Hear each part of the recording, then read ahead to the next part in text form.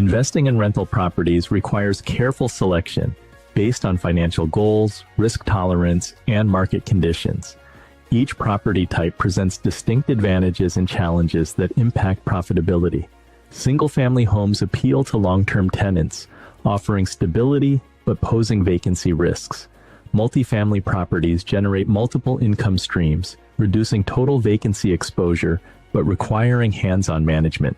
Commercial properties provide extended lease agreements and higher returns, though they demand significant capital and expertise. Vacation rentals yield higher short-term earnings, but fluctuate in occupancy and regulatory constraints. A strategic approach includes market research, location assessment, financial analysis, and regulatory compliance. Evaluating local demand, employment centers, and economic trends ensures informed decisions. A well-chosen rental property aligns with investment objectives, balancing income potential and operational complexity. Success depends on thorough preparation, identifying the right opportunity, understanding market conditions, and executing a structured investment strategy.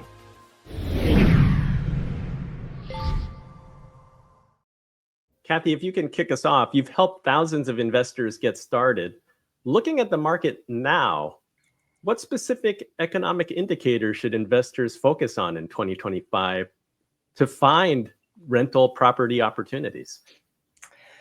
Yeah, a lot of people think that now is a more challenging time than ever, and that may be true due to high interest rates and high home prices.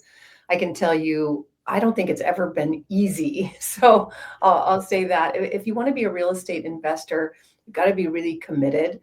And there's to answer your question, in terms of opportunity, looking at the big picture, in single family rental housing, there is simply not enough. And I'm sitting here in the Southern California area, and when you have a major disaster like the Palisades fire and the Eaton fire, then that is even compounded, that issue. So I just was telling my daughter that the value of her home just went up because simply there's just not enough inventory out there, and it's difficult to build in a place like California. So, but this is across the country. The builders have just not kept up with growth. And we have a very large population of millennials who are at home, first-time home buyer age, forming families, having children, animals. They'd like to have a home that they can live in with a fixed rate that they don't have to worry about their rents going up all the time. And the problem is affordability, which leads to, from the investor perspective, the opportunity to provide that rental housing to this huge group of millennials. Thanks for the perspective that it's never been easy. Jason, your Hartman Risk Evaluator helps investors evaluate markets. Can you walk us through how it applies when selecting a first rental property? Yeah, I think the Hartman Risk Evaluator is just a really good way to understand the real value of anything. And, we apply it to real estate because everybody, when they try to understand the cost or the value of something, they do it in only one item, and that is US dollars. And that is a mistaken way to do it because US dollars are a moving target. And so if we compare it to 40 other things like, well, hey, what's in the news now? Eggs, right? If we compare it to eggs or gold or orange juice or the cost of any of these other commodities, we can really arrive at a truer understanding of whether something is cheap or expensive. And that's one of the things that the Hartman Risk Evaluator helps people do. So it's a way to be more comprehensive and more systematic in doing a comparison? Yeah, because you can't, priced in different commodities, you really start to understand the value of something. Whereas if you just use dollars, that would be crazy because if you look at real estate appreciation over time, historically, inflation, of course, destroys the value of our savings, our stocks, our bonds, and even our equity in real estate because it's denominated in what? Dollars. Now, residential real estate only outperforms inflation historically by a small amount. So we have to look at the value in real terms, and that's why we compare it to a lot of other things rather than just using dollars. Very helpful. Michael, you're a proponent of long distance investing. For someone new, what's the single most important factor when choosing an out-of-state property? Yeah, it's such a good question, Andy. And I think it's something that a lot of people have a really difficult time wrapping their heads around because they've never been to a location. How could they possibly imagine owning something? So I personally, I'm a big believer in affordability.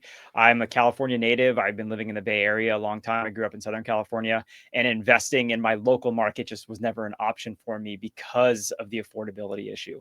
But when I went across state lines, I just happened to realize that I could, based on my current financial conditions, afford to buy something and rent it out, which was what led me to get my foot in the door to start down this path towards financial independence and real estate investing as a career. So I think picking a market that you can simply afford and start from there is a great place for people to get started. Affordability is that's a very important factor. So let me ask Monick, for those who might lack the capital to buy a property of their own, how can they leverage partnerships or syndications to enter the rental property space? That is also a great question because a lot of people, and I thought this too, I had this myth that I was limited to my own capital and credit when I was investing in real estate. And like Michael, I also live in California, a very expensive market, and that was very limiting. But when I learned about the value of partnering with other people, so one of the main ways I invest is I bring groups of investors together to purchase larger commercial properties. In essence, we're crowdfunding real estate. And you can have a little bit of a little piece of the pie, but you can own and you get your proportionate returns and tax benefits and all. You can enjoy the benefits of real estate without having all of the money by yourself. So you can do it in the sense of a syndication as a passive investor. You can partner with other people. It can be a small group of you who've got your tax returns, and you like 4 or 5 of you get together to purchase a property. So there are a lot of ways in which, together you can, with others, you can get in the game. Kathy, you also work with investors to help them to do that. Can you share some insights in how you find, attractive deals? Yeah, investing in syndications is generally for accredited investors. So I just want to start with that. That basically means that you either have $1 million net worth, $200,000 in personal income, or if you're married, $300,000. Some of those rules may be changing now with the new administration, so stay tuned on that. And some syndications do allow non-accredited investors, but you do have to still have the means to be able to invest in syndications.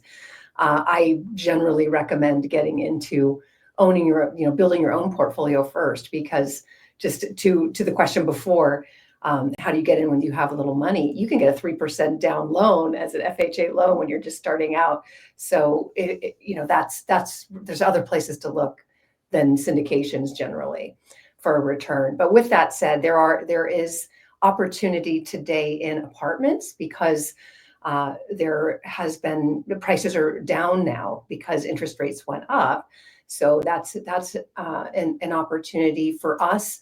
We are doing build to rent communities because of the tremendous demand I said earlier of millennials who would like to live in a home. They just may not be able to buy it. So we're building those homes for them. And investors can either buy a brand new property, rent it out themselves, or invest in our syndications where we do all the building and the renting and the managing for them. So I hear the need for being adaptable and for making adjustments. Let's go. Oh, absolutely. Sorry, go ahead. Yeah, I was going to say, no advice is going to be necessarily right for everybody. So if you're starting out and you have a little bit of money, you're going to have a different strategy than someone who's maybe later in life and has a whole bunch of money and just wants it to be more secure. So really understanding your strategy. Are you looking for cash flow? Are you looking for growth for the future because you already have a job and you have enough cash flow? Designing your personal strategy is the number one step. Thank you. We're going to go to segment 2 and talk about financing.